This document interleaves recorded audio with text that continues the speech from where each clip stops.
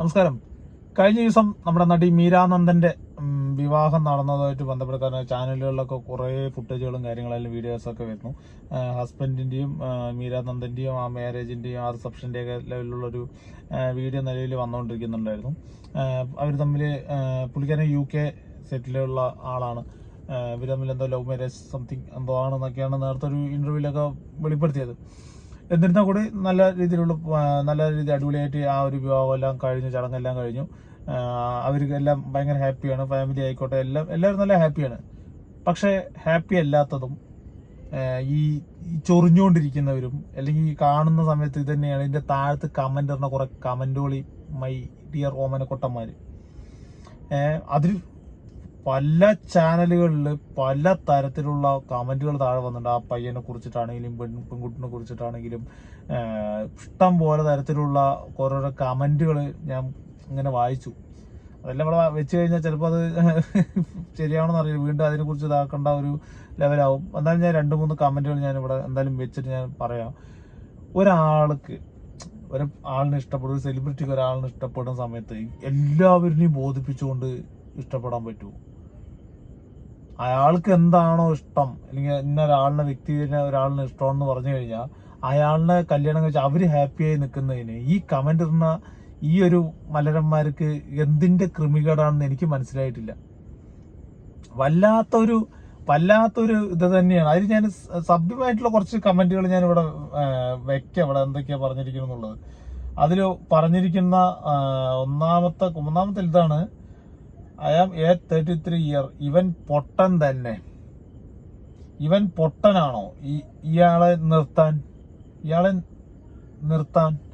അങ്ങനെയൊക്കെയാണ് കുറെ കമന്റ്. പൊട്ടനാണോ? അത് ആ നമ്മുടെ മീരാനന്ദന്റെ ഹസ്ബൻഡ് ഉണ്ടല്ലോ, കല്യാണം കഴിച്ചത്, പുള്ളിനെ പറയാണ് ഇങ്ങനെ. മീരാനന്ദനെ കുറിച്ചും പറയുന്നുണ്ട്. കൂടുതലും പറയുന്നത് പുള്ളിനെയാണ്.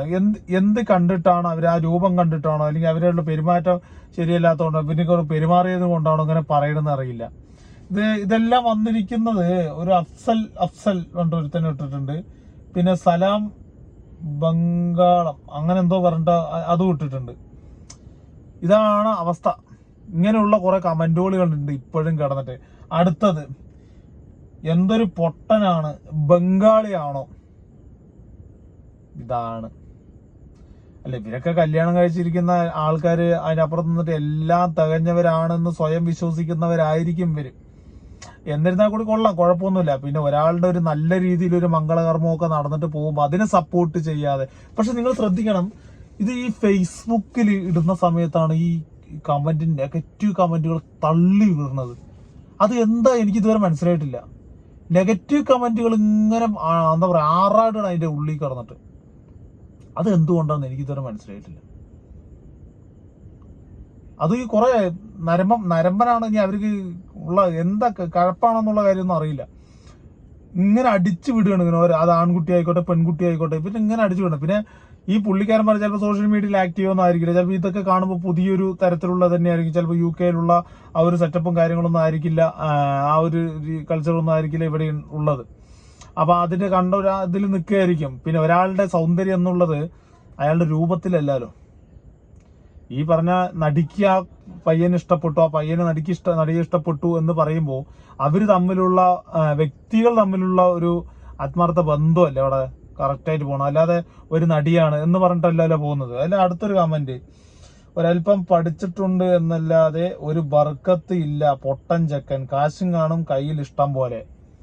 ഇങ്ങനെ പറയുന്ന കുറച്ച് പേരും അപ്പുറത്തുണ്ട്. വല്ലാത്തൊരവസ്ഥ തന്നെ നമ്മുടെ ഇവിടെ. ഇവരുടെയൊക്കെ മെന്റാലിറ്റി ഇങ്ങനെയാണല്ലോ എന്നുള്ളതാണ്.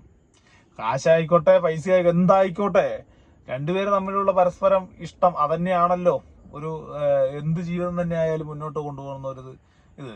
അല്ലാതെ ഈ കമന്റ് ഒക്കെ ഇടുന്ന സമയത്ത് ഇവര് എങ്ങനെ ഈ ചിന്തിക്കുന്നത് ആലോചിക്കുകയാണ്.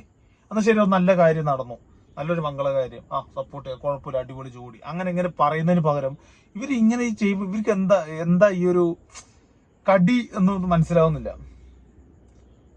അതെന്താ അതിന്റെ ഒരു ഇത് മനസ്സിലാവുന്നില്ല, എന്താ അതെന്നുള്ളത്. പിന്നെ ഇതൊന്നും ഇപ്പോ ആരും മൈൻഡ് ചെയ്യണ്ട. കാരണം ഇത് എല്ലാവർക്കും ഒരു എന്താ പറയാ, എല്ലാവർക്കും ഇത് അനുഭവം വരുന്നത് കൊണ്ട് ആരും തന്നെ ഇതൊന്നും മൈൻഡാക്കുന്നില്ല. ഇതൊന്നും വലിയ കാര്യമായിട്ട് എടുക്കുന്നില്ല. എല്ലാം തള്ളിക്കളയുന്നത്. അതേപോലെ തന്നെ തള്ളിക്കളയുന്നത്. പക്ഷെ ഇങ്ങനെയുള്ള കുറെ കമന്റ് കാണുമ്പോൾ നമ്മളൊന്ന് പ്രതികരിച്ച് പോവാണ്. അതുകൊണ്ട് തന്നെയാണ് ഞാൻ ഈ വീഡിയോ ഇട്ടത്. എന്തായാലും എനിക്ക് പേഴ്സണലി കാണുമ്പോൾ തന്നെ നമുക്ക് കാണുമ്പോൾ കുഴപ്പമില്ല, കപ്പിൾ നമുക്ക് എന്ത് തോന്നിയില്ല, എന്താ കാര്യം, അവർക്ക് പരസ്പരം ഇഷ്ടപ്പെട്ടിട്ടാണ് അവർ കല്യാണം കഴിച്ചത്.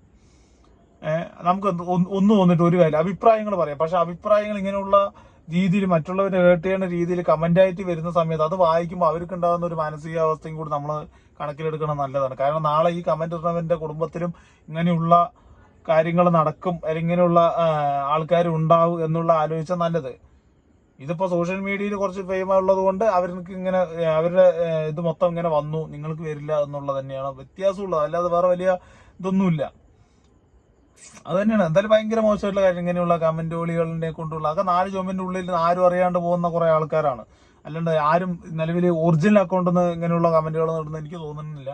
എന്നിട്ട് ഇതൊക്കെ ഭയങ്കര മോശമായിട്ടുള്ള കാര്യമാണ്. നമുക്ക് കണ്ടു കഴിഞ്ഞാൽ ഒരാളുടെ കുഴപ്പമില്ലാന്നുണ്ടെങ്കിൽ അവരുടെ നമ്മൾ ആശംസ അറിയിപ്പിക്കുക, അതെല്ലാം ചെയ്യുക. അല്ലാതെ ഇങ്ങനെയുള്ള കമന്റുകളൊക്കെ ഇട്ടിട്ട് ചുമ്മാ കിടന്ന് ഒരുമാതിരി മറ്റുള്ളവരെ കേട്ട് ചെയ്യുന്ന രീതിയിൽ ചെയ്യുന്നത് വലിയ കാര്യമുള്ള കാര്യമല്ല. ആദ്യം നിന്റെ കാര്യം നീ നല്ല രീതിയിൽ നോക്ക്, അതിനുശേഷം മതി നാട്ടുകാരെ നന്നാക്കാൻ പോക്ക്.